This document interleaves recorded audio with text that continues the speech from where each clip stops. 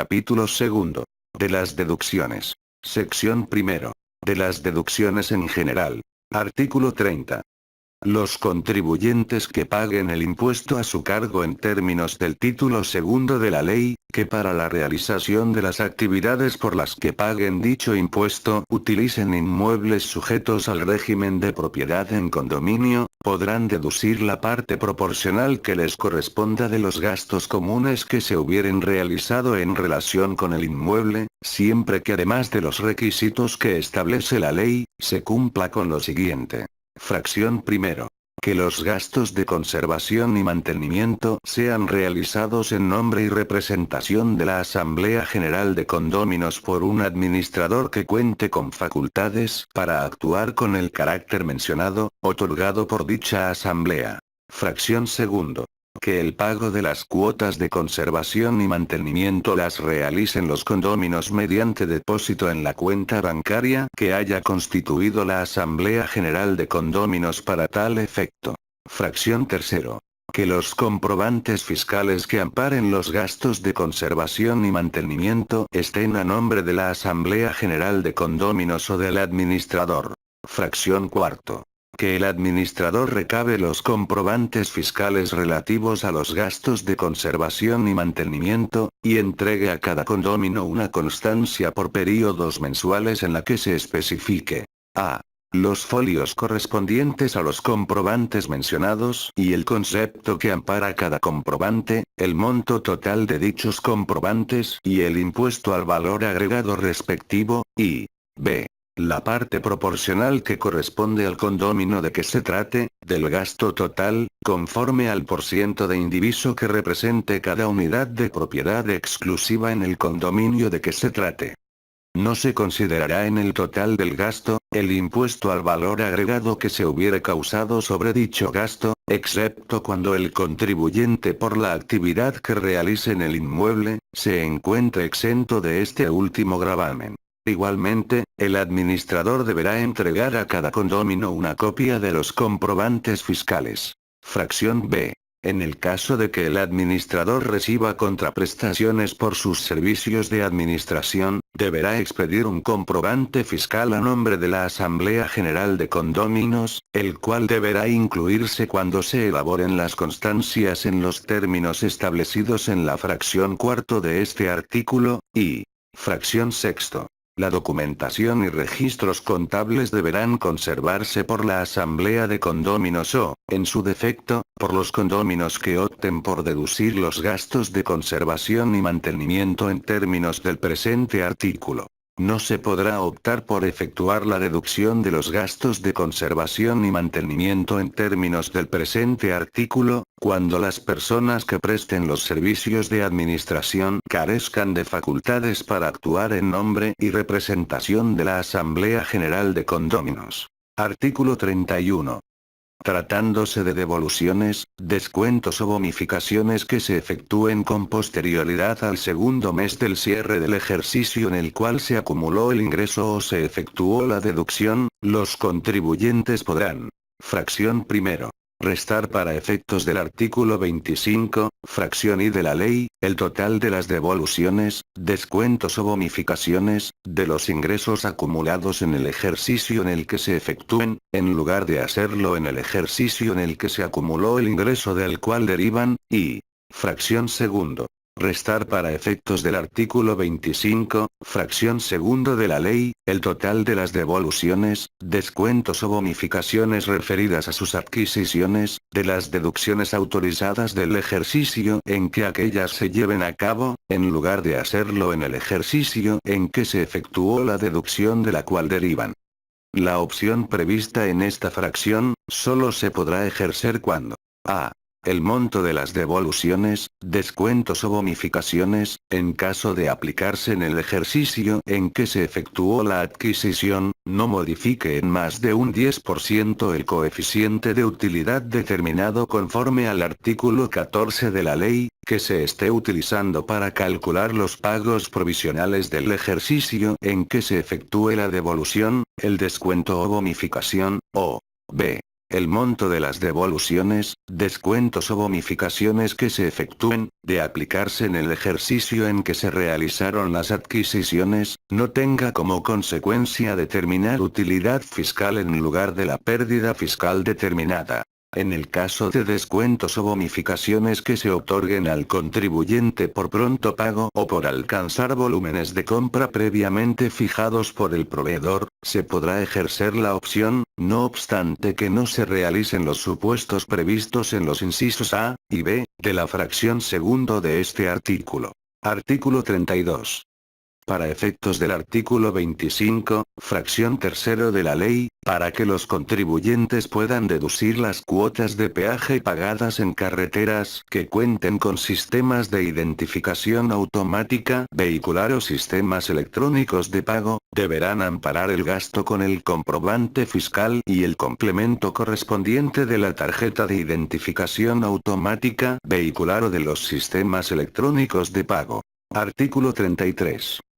Para efectos del artículo 25, fracción tercero de la ley, los contribuyentes dedicados al transporte aéreo de pasajeros, podrán deducir de sus ingresos del ejercicio, los gastos estimados directamente relacionados con la prestación del servicio correspondiente a la transportación no utilizada por los que hubieren acumulado en el mismo ejercicio los ingresos obtenidos, sin incluir los gastos administrativos o financieros propios de la operación normal de la empresa. Si los gastos estimados deducidos en el ejercicio exceden de un 2% a los efectivamente erogados, ambos actualizados, sobre el excedente se calcularán los recargos que correspondan a partir del mes en que se presentó o debió presentarse la declaración del ejercicio en la que se dedujeron los gastos estimados. Estos recargos se enterarán conjuntamente con la declaración de que se trate. Los contribuyentes que ejerzan la opción a que se refiere este artículo deberán acumular a sus ingresos del ejercicio el monto de los gastos estimados y deducidos en el ejercicio inmediato anterior. Artículo 34.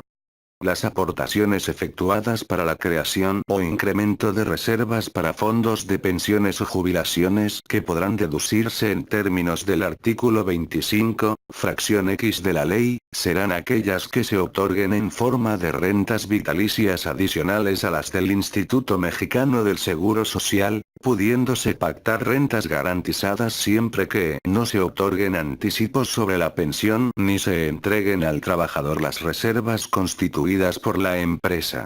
Sin embargo, cuando los trabajadores manifiesten expresamente su conformidad, la renta vitalicia podrá convertirse en cualquier forma opcional de pago establecida en el plan, siempre que no exceda del valor actuarial de la misma. Cuando se hubiera transferido el valor actuarial correspondiente al fondo de pensiones del trabajador, se computará el tiempo de servicio en otras empresas. En ningún caso dichas transferencias se considerarán aportaciones deducibles para efectos del impuesto. Artículo 35. Para efectos de los artículos 25, fracción X, 27, fracción 11 y 29 de la Ley 65 de este reglamento, las reservas para los fondos de pensiones o jubilaciones de personal, complementarias a las que establece la Ley del Seguro Social deberán, además de cumplir con lo previsto en dichos artículos, con lo siguiente. Fracción primero. Que establezcan la opción para el trabajador de elegir su incorporación al plan de pensiones o jubilaciones de personal de que se trate. En el caso de que el trabajador decida incorporarse a dicho plan, el empleador deberá obtener por escrito la manifestación respectiva. Fracción segundo. Que la suma de las aportaciones patronales que se efectúen a favor de cada trabajador y las aportaciones de los propios trabajadores, no excedan del 12,5% del salario anual declarado para efectos del impuesto, sin incluir las prestaciones exentas ni los ingresos que la ley asimila a salarios. Fracción tercero. Que los términos y condiciones del plan de pensiones o jubilaciones de personal de que se trate, tengan una vigencia mínima de 12 meses, contados a partir de la fecha de la última modificación a dichos términos y condiciones, y, fracción cuarto. Que el plan de pensiones o jubilaciones de personal de que se trate, sea administrado por instituciones o sociedades mutualistas de seguros, casas de bolsa, operadoras de fondos de inversión, sociedades distribuidoras integrales de acciones de fondos de inversión, administradoras de fondos para el retiro o instituciones de crédito. Artículo 36. Para efectos del artículo 27, fracción I de la ley, se considera que los donativos cumplen con los requisitos a que se refiere dicho precepto, cuando en el ejercicio en el que se otorgue el donativo, las donatarias sean de las incluidas en la lista de las personas autorizadas para recibir donativos, que al efecto publique el SAT en el Diario Oficial de la Federación y en su página electrónica, excepto tratándose de la Federación, entidades federativas y municipios, así como sus organismos descentralizados que tributen conforme al título tercero de la ley, o de programas de escuela-empresa. Asimismo, las asociaciones, sociedades civiles o instituciones que se constituyan y funcionen exclusivamente para la realización de obras o servicios públicos que corresponda efectuar a la federación, las entidades federativas o los municipios, podrán obtener la autorización para recibir donativos deducibles. Dichas asociaciones, sociedades civiles o instituciones, deberán cumplir con los requisitos señalados en el artículo 82, párrafos sexto y séptimo de la ley, para obtener la referida autorización. Artículo 37. Los monumentos artísticos o históricos en términos de la Ley Federal sobre Monumentos y Zonas Arqueológicos, Artísticos e Históricos, donados a la Federación, a las entidades federativas, a los municipios, así como a sus respectivos organismos públicos descentralizados que tributen conforme al título tercero de la ley, también se considerarán dentro de los donativos previstos en el artículo 27, fracción I de la ley.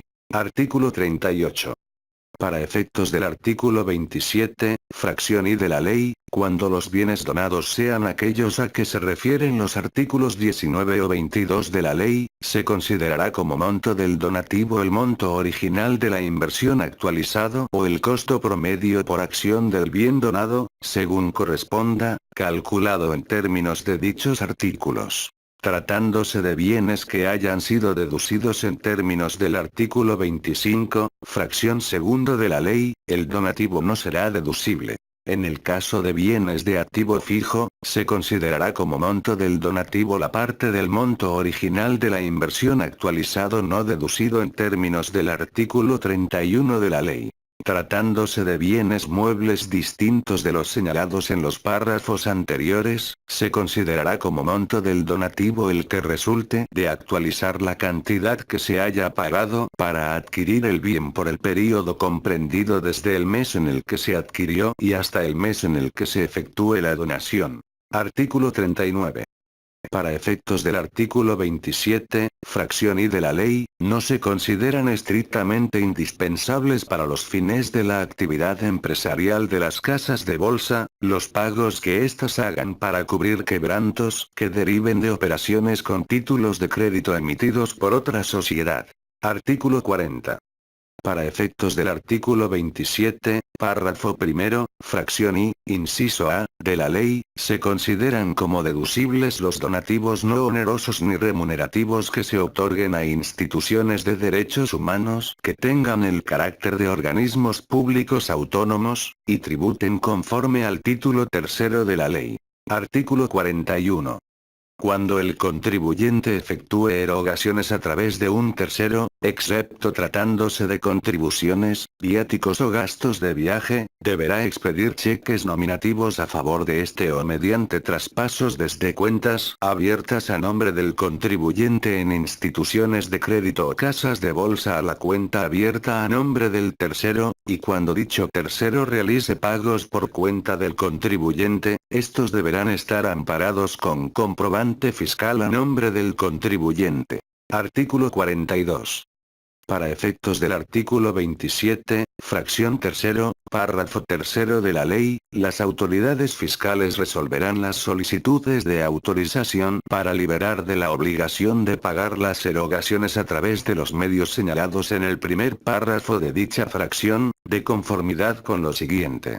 Fracción primero. Se apreciarán las circunstancias de cada caso considerando, entre otros, los siguientes parámetros. A. El que los pagos efectuados a proveedores se realicen en poblaciones o en zonas rurales, sin servicios financieros, y B. El grado de aislamiento del proveedor respecto de las poblaciones o zonas rurales donde hubiera servicios financieros, así como los medios o infraestructura de transporte disponibles para llegar a dichas poblaciones o zonas. Para efectos de esta fracción, el contribuyente deberá aportar los elementos de prueba que considere pertinentes, y fracción segundo. La vigencia de las autorizaciones se circunscribirá al ejercicio fiscal de su emisión y las autorizaciones serán revisadas anualmente considerando, entre otros, los siguientes aspectos. A. El desarrollo de los medios o de la infraestructura del transporte. B. El grado de acceso a los servicios financieros en la población o zonas rurales de que se trate, y C. Los cambios en las circunstancias que hubieren motivado la emisión de la autorización. Artículo 43. Para efectos del artículo 27, fracción tercero de la ley, las erogaciones efectuadas por salarios y en general por la prestación de un servicio personal subordinado a que se refiere el artículo 94 de la ley, pagadas en efectivo podrán ser deducibles, siempre que además de cumplir con todos los requisitos que señalan las disposiciones fiscales para la deducibilidad de dicho concepto, se cumpla con la obligación inherente a la emisión del comprobante fiscal correspondiente por concepto de nómina. Artículo 44. Para efectos del artículo 27, fracción cuarto de la ley, se entenderá que se cumple con el requisito de que las deducciones estén debidamente registradas en contabilidad inclusive cuando se lleven en cuentas de orden. Artículo 45. El monto de los intereses deducibles a que se refiere el artículo 27, fracción séptimo de la ley, se determinará conforme a lo siguiente. Fracción primero. Se obtendrá la tasa mensual promedio, de cada tipo de moneda en que se hayan concertado los créditos, dividiendo los intereses devengados en el mes entre el total de capitales tomados en préstamo por el contribuyente en ese periodo. La tasa mensual promedio del ejercicio por cada tipo de moneda se obtendrá sumando las tasas mensuales promedio y dividiendo el resultado entre el número de meses comprendidos en dicho ejercicio. Fracción segundo. Se precisará la tasa mensual de interés más baja por cada tipo de moneda pactada por la empresa en los préstamos que la misma otorgó durante el ejercicio, y fracción tercero. Se restará de la tasa mensual promedio del ejercicio por cada tipo de moneda obtenida conforme a la fracción I de este artículo, la tasa precisada en la fracción segundo de esta disposición y la diferencia así determinada, se aplicará al saldo mensual promedio de los préstamos otorgados a terceros, a sus trabajadores o a sus funcionarios, o a sus socios o accionistas a tasas inferiores de las que resulten del cálculo de la fracción I de este artículo. El resultado así obtenido se restará de la suma total de los intereses pagados por el contribuyente, para obtener el importe de la deducción por este concepto. No se limitará la deducción de intereses en el caso de que la tasa de interés que se precisa en la fracción segundo de este artículo resultar superior a la obtenida en términos de la fracción I de esta disposición. Cuando el contribuyente otorgue préstamos en determinada moneda y no hubiera obtenido créditos suficientes en la misma, considerará como tasa mensual de interés pagada por las cantidades excedentes, la más baja que rija por operaciones interbancarias en el mercado de Londres, LIBOR, en la fecha en que se conceda el préstamo. Dicha tasa deberá ser la correspondiente al tipo de moneda de que se trate y al plazo en que se hubiera otorgado el préstamo.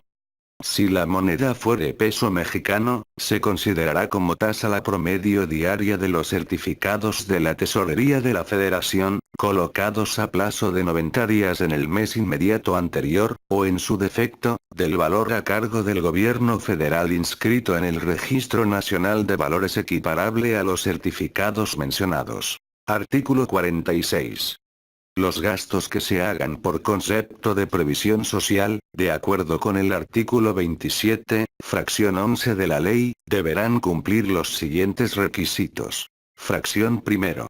Que se efectúen en territorio nacional, excepto los relacionados con aquellos trabajadores que presten sus servicios en el extranjero, los cuales deberán estar relacionados con la obtención de los ingresos del contribuyente, y, fracción segundo, que se efectúen en relación con trabajadores del contribuyente y, en su caso, con el cónyuge o la persona con quien viva en concubinato o con los ascendientes o descendientes, cuando dependan económicamente del trabajador, incluso cuando tengan parentesco civil, así como los menores de edad que satisfaciendo el requisito de dependencia económica vivan en el mismo domicilio del trabajador.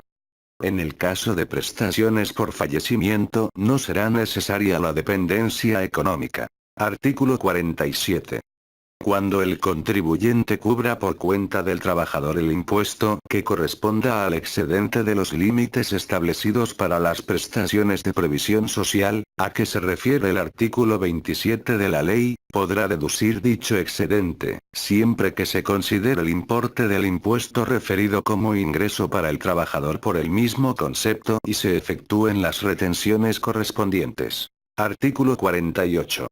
Para efectos del artículo 27, fracción 11, párrafo segundo de la ley, los contribuyentes determinarán el promedio aritmético anual por cada trabajador sindicalizado, dividiendo el total de las prestaciones cubiertas a todos los trabajadores sindicalizados durante el ejercicio inmediato anterior, entre el número de dichos trabajadores correspondiente al mismo ejercicio. En el caso de los trabajadores no sindicalizados, a que se refiere el artículo 27, fracción 11, párrafo cuarto de la ley, los contribuyentes determinarán el promedio aritmético anual de las erogaciones deducibles por prestaciones de previsión social por cada uno de dichos trabajadores, dividiendo el monto total de las prestaciones cubiertas a todos los trabajadores no sindicalizados durante el ejercicio inmediato anterior, entre el número de dichos trabajadores correspondiente al mismo ejercicio.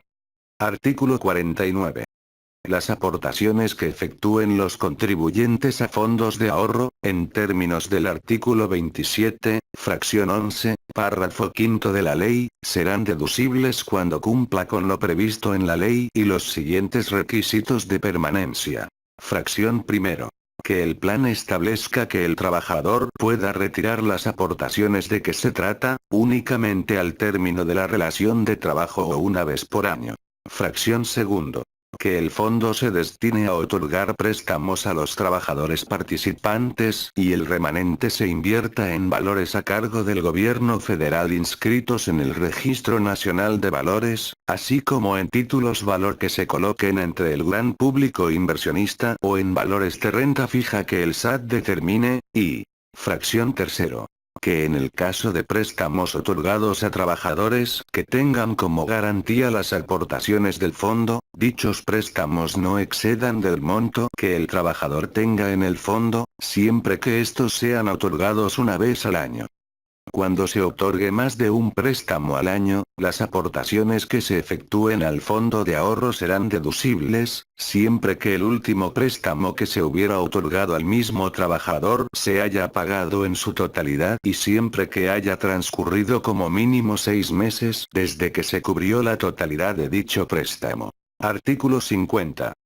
Para efectos del artículo 27, fracción 11, párrafo sexto de la ley, los contribuyentes podrán deducir los pagos de primas de seguros de gastos médicos que efectúen, cuando los beneficios de dichos seguros además de otorgarse a sus trabajadores, se otorguen en beneficio del cónyuge, de la persona con quien viva en concubinato, o de ascendientes o descendientes en línea recta, de dichos trabajadores. Artículo 51. Los planes relativos a seguros de técnicos o dirigentes, a que se refiere el artículo 27, fracción 12, párrafo segundo de la ley, deberán ajustarse a lo siguiente. Fracción primero. Los contratos de seguros serán temporales a un plazo no mayor de 20 años y de prima nivelada.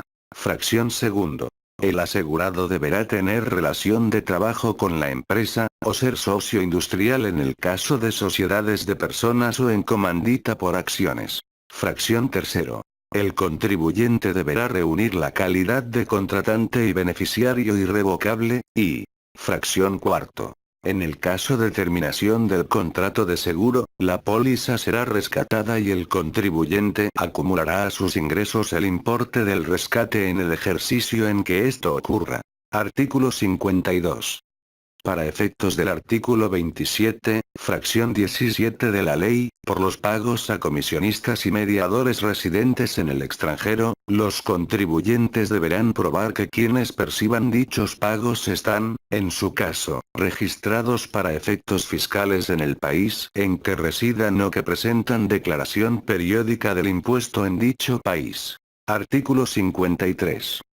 Para efectos del artículo 27, fracción 18, párrafo primero de la ley, tratándose de gastos deducibles de servicios públicos o contribuciones locales y municipales, cuyo comprobante fiscal se expida con posterioridad a la fecha en la que se prestaron los servicios o se causaron las contribuciones, los mismos podrán deducirse en el ejercicio en el que efectivamente se obtuvieron o se causaron, aun cuando la fecha del comprobante fiscal respectivo sea posterior y siempre que se cuente con el mismo a más tardar el día en el que el contribuyente deba presentar su declaración del ejercicio en el que se efectúe la deducción. Artículo 54. Para efectos del artículo 27, fracción 18 de la ley, no se considerará incumplido el requisito que para las deducciones establece dicha fracción, cuando se cumpla espontáneamente en términos del artículo 73 del Código Fiscal de la Federación, con las obligaciones establecidas en el artículo 27, fracciones B y sexto de la ley, a más tardar en la fecha en la que se deba presentar la declaración del ejercicio, siempre y cuando, en su caso, se hubiesen pagado las cantidades adeudadas debidamente actualizadas y con los recargos respectivos. Artículo 55. Para efectos del artículo 28, fracción segundo de la ley, no se considerarán ingresos exentos los dividendos o utilidades percibidos de sociedades mercantiles, así como los que no se consideran ingresos de conformidad con el artículo 16, párrafo segundo de la ley. Artículo 56. Para efectos del artículo 28, fracción 17, párrafo cuarto, inciso B, de la ley, el capital contable por acción o por parte social actualizado será el que resulte de dividir el capital contable actualizado, entre el total de acciones o partes sociales de la persona moral a la fecha de la enajenación respectiva, incluyendo las correspondientes a la reinversión o capitalización de utilidades o de cualquier otro concepto que integre el capital contable de la misma. El capital contable a que se refiere el párrafo anterior será el que se hubiera determinado en el estado de posición financiera que señala el artículo 76, fracción cuarto de la ley, formulado a la fecha de cierre del ejercicio inmediato anterior al de la enajenación, actualizado conforme a las normas de información financiera cuando éstas se utilicen para integrar la contabilidad. En caso contrario, la actualización se efectuará conforme a las disposiciones generales que al efecto expida el SAT. Artículo 57. Para efectos del artículo 28, fracción B de la ley, se entenderá por establecimiento del contribuyente aquel en el que presta normalmente sus servicios la persona a favor de la cual se realice la erogación. Tratándose del pago de viáticos o gastos de viaje que beneficien a personas que presten al contribuyente servicios personales subordinados o servicios profesionales por encargo de aquel, serán deducibles cuando dicha persona se desplace fuera de una faja de 50 kilómetros que circunde al establecimiento de dicho contribuyente. En este caso, quien presta el servicio deberá proporcionar al contribuyente una relación de los gastos anexando los comprobantes fiscales respectivos, excepto los comprobantes expedidos en el extranjero, mismos que deberán cumplir los requisitos que establezca el SAT mediante reglas de carácter general. Cuando los viáticos y gastos a que se refiere este artículo, beneficien a personas que presten al contribuyente servicios profesionales, los comprobantes fiscales deberán ser expedidos a nombre del propio contribuyente. Si benefician a personas que le prestan servicios personales subordinados, los comprobantes fiscales podrán ser expedidos a nombre de dichas personas, en cuyo caso y para efectos del artículo 18, fracción octavo de la ley, se tendrá por cumplido el requisito de respaldar dichos gastos con el comprobante fiscal a nombre de aquel por cuenta de quien se efectuó el gasto. Artículo 58. Para efectos del artículo 28, fracción B de la ley, los contribuyentes podrán deducir los gastos erogados por concepto de gasolina, aceite, servicios, reparaciones y refacciones, cuando se efectúen con motivo del uso del automóvil propiedad de una persona que preste servicios personales subordinados al contribuyente y sean consecuencia de un viaje realizado para desempeñar actividades propias del contribuyente. La deducción a que se refiere este artículo no podrá exceder de 93 centavos mn, por kilómetro recorrido por el automóvil, sin que dicho kilometraje pueda ser superior a 25.000 kilómetros recorridos en el ejercicio y además se reúnan los demás requisitos que para las deducciones establecen las disposiciones fiscales. Para efectos de este párrafo, los gastos que se hubieren erogado con motivo del uso del automóvil propiedad de la persona que preste servicios personales subordinados al contribuyente, deberán haberse realizado en territorio nacional y estar amparados con el comprobante fiscal expedido a nombre del contribuyente, siempre que éste distinga dichos comprobantes de los que acrediten los gastos efectuados en los vehículos de su propiedad. Asimismo, se deberá acompañar el comprobante fiscal que ampare el hospedaje de la persona que conduzca el vehículo. Artículo 59.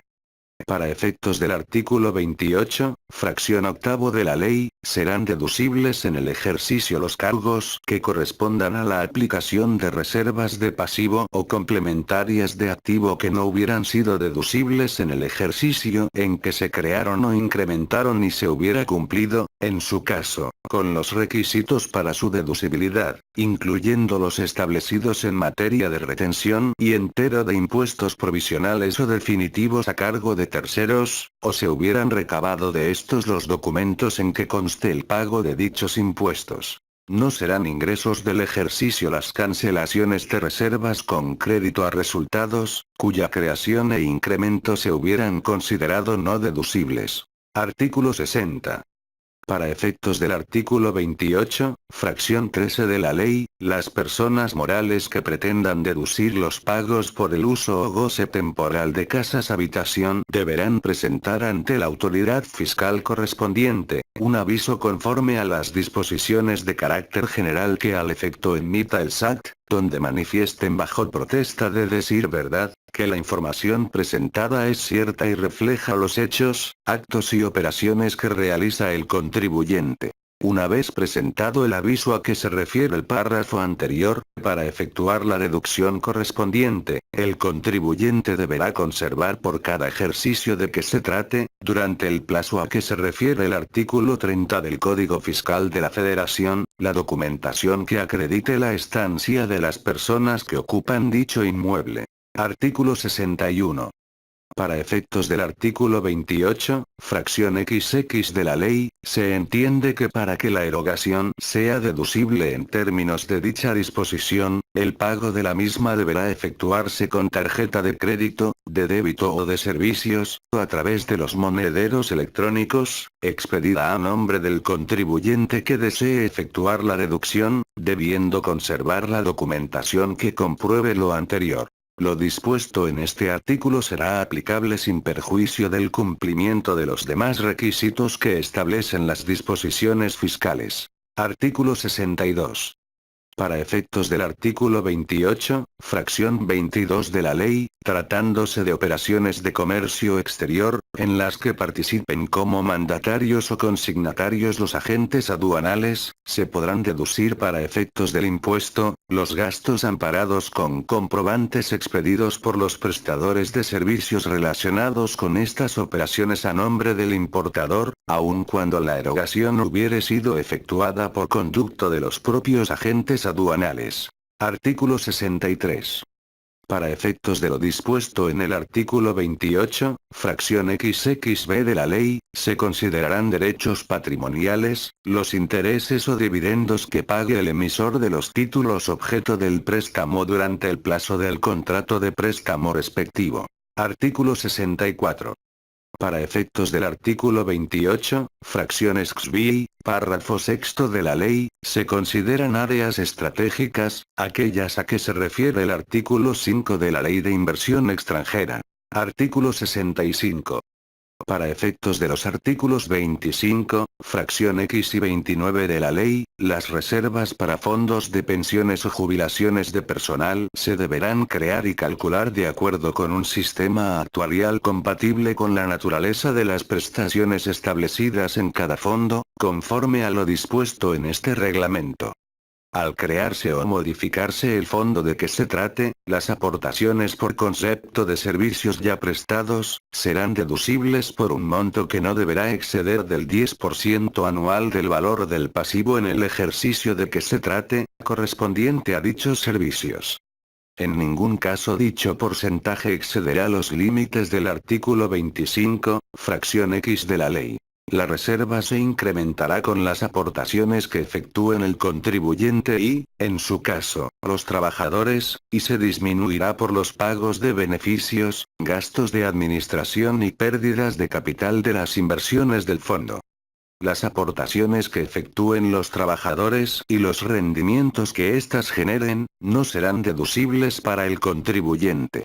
En el caso de que los trabajadores efectúen aportaciones a la reserva del fondo de pensión o jubilación de personal de que se trate, el porciento a que se refiere el artículo 35, fracción segundo de este reglamento se determinará considerando las aportaciones tanto del trabajador como del contribuyente. En el caso de utilidad o pérdida actuarial de cualquier ejercicio, esta será distribuida en los ejercicios subsecuentes, de acuerdo al método de financiamiento utilizado. Cuando los contribuyentes constituyan el fondo de pensiones o jubilaciones de personal, para la creación de la reserva o cuando efectúen cambios a dicho fondo, dentro de los 10 días siguientes a la creación de la reserva o de que se efectúen los cambios al citado fondo, deberán presentar aviso a las autoridades fiscales. Artículo 66.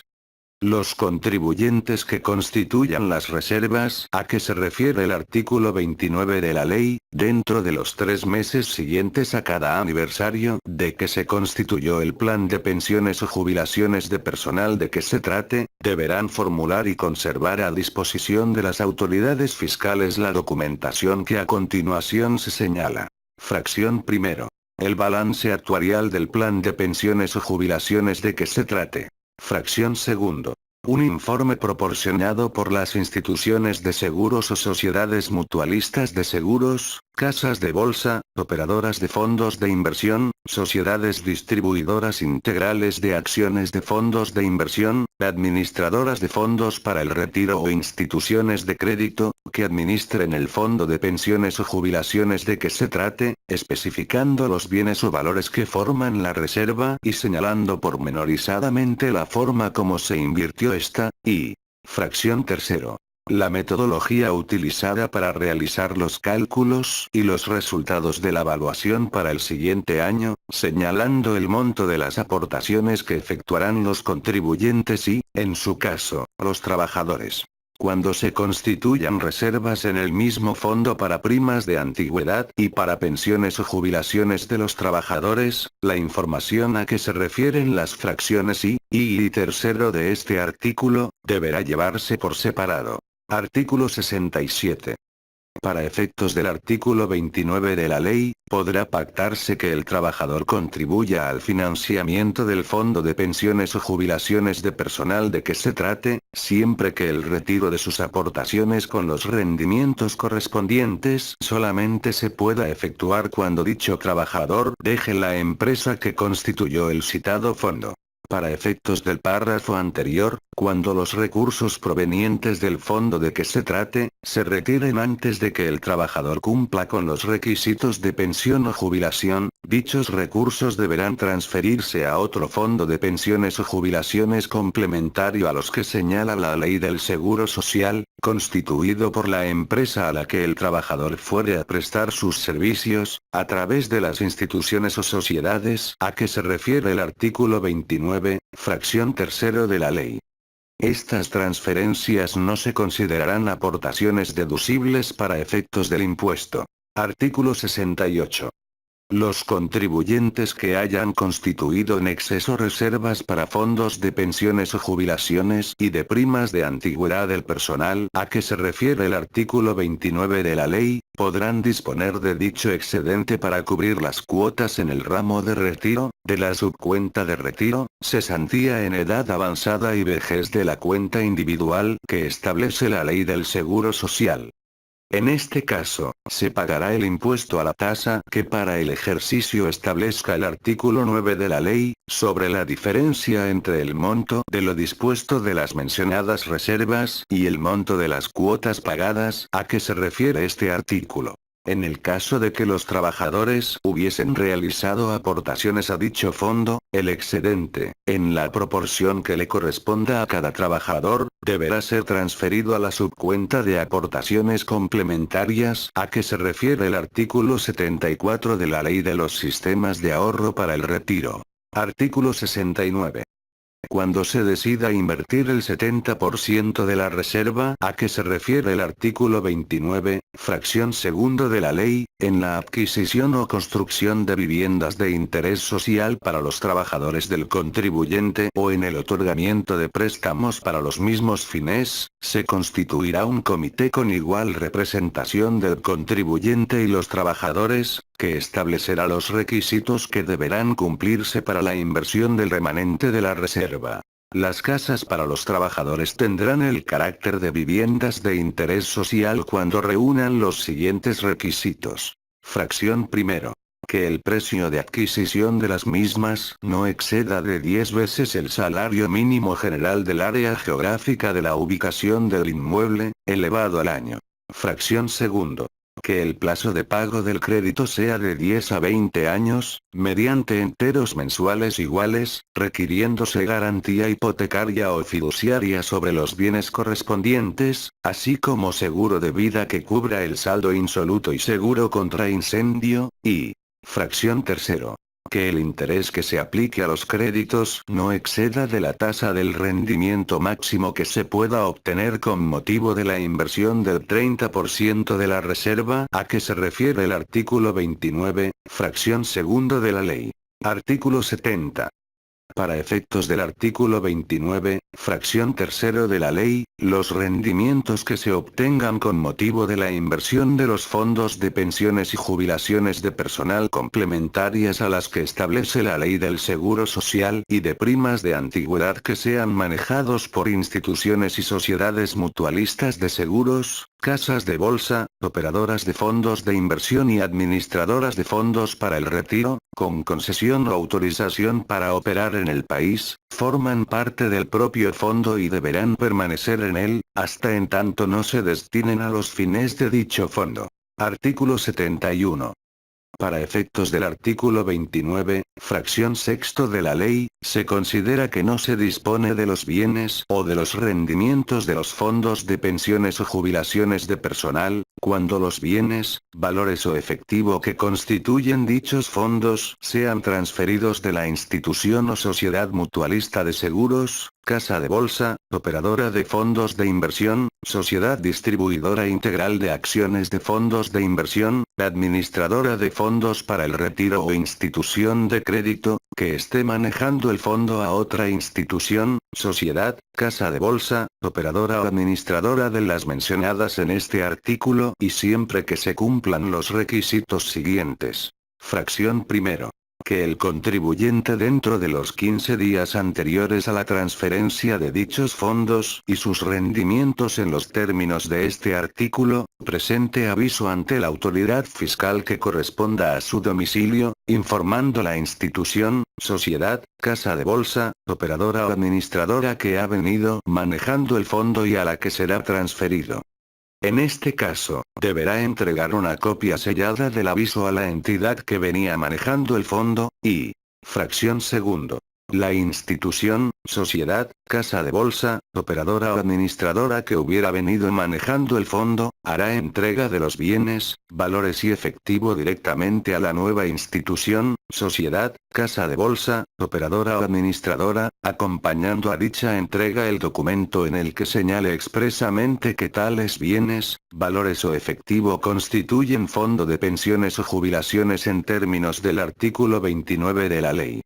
En el caso de entrega de efectivo, esta deberá ser mediante cheque no negociable a nombre de la institución, sociedad, casa de bolsa, operadora o administradora, que vaya a manejar el fondo o mediante traspaso de cuentas en institución de crédito o casa de bolsa. Artículo 72. Para efectos del artículo 29, fracción sexto de la ley, se considera que no se dispone de los bienes, valores o de los rendimientos de la reserva de los fondos de pensiones o jubilaciones de personal, en el caso de que un trabajador termine su relación laboral antes de estar en alguno de los supuestos de jubilación o pensión del plan de pensiones o jubilaciones de personal de que se trate, y las aportaciones efectuadas por el empleador de dicho trabajador y sus rendimientos acumulados no se puedan transferir a otro plan de pensiones o jubilaciones complementario a los que establece la ley del Seguro Social, constituido por la empresa a la que el trabajador fuere a prestar sus servicios. En este caso, el monto de las aportaciones acumuladas efectuadas por el empleador y sus rendimientos, deberá ser transferido por el empleador a la subcuenta de aportaciones complementarias de retiro a que se refiere el artículo 74 de la Ley de los Sistemas de Ahorro para el Retiro, o bien, deberá depositarse en alguna de las cuentas de planes personales de retiro a que se refiere el artículo 151, fracción B de la ley. Para efectos del párrafo anterior, los recursos que se entreguen al trabajador antes de que se den los supuestos que se señalan en el artículo 151, fracción B, párrafo segundo de la ley, se considerarán ingresos acumulables para este.